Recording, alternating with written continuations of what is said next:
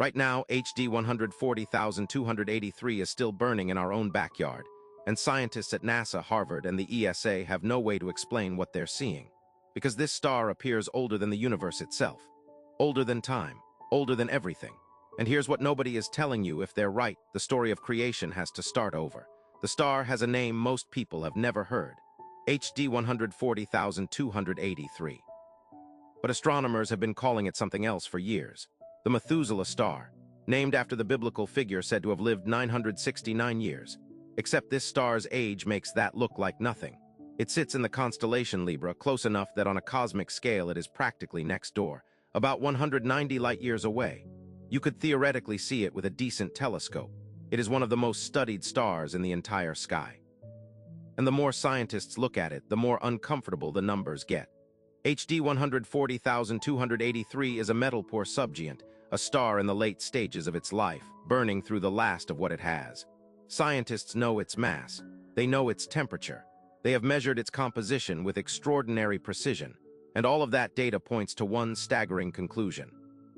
When scientists at the Space Telescope Science Institute ran the calculations using the Hubble Space Telescope, they came back with an age estimate of 14.46 billion years. 14.46 billion years old. And the universe is 13.8 billion years old.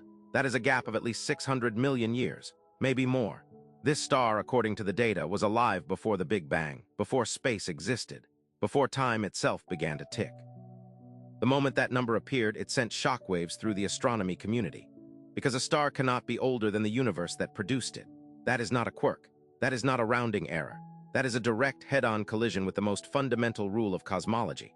Something has to be wrong. Either the star's age is wrong, or the universe's age is wrong, or something about the physics we use to calculate both is broken. And here's what worries them most: they cannot figure out which one. The obvious answer would be measurement error. Scientists know that. They went looking for it. They rechecked the parallax distance. They refined the composition models. They applied every correction they could think of, and the age came down slightly.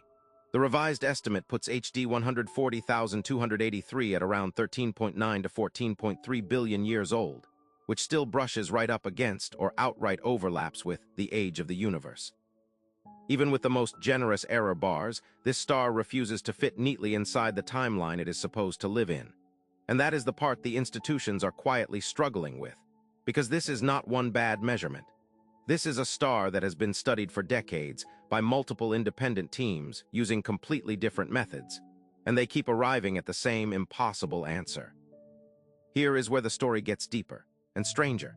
HD 140,283 is not just old, it belongs to an entirely separate class of stars.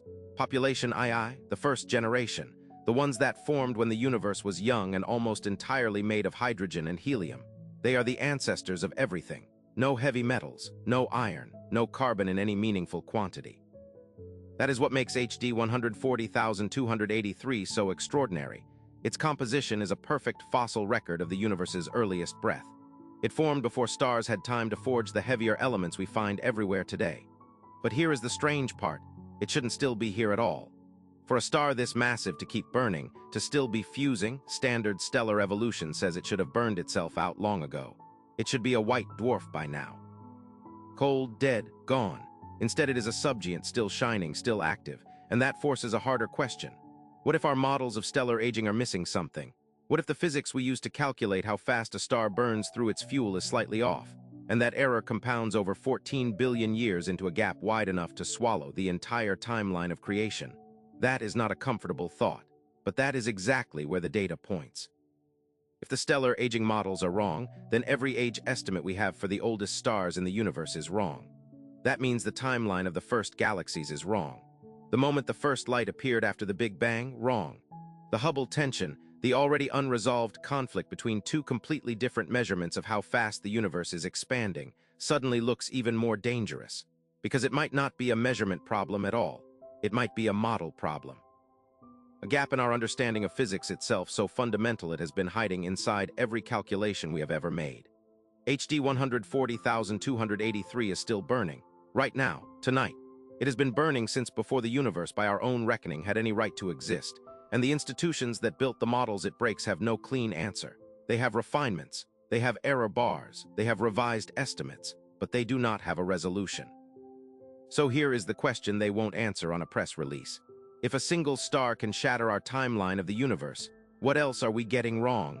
What else is sitting out there in plain sight, waiting for someone to look closely enough? Drop your answer below, because I don't think they know either.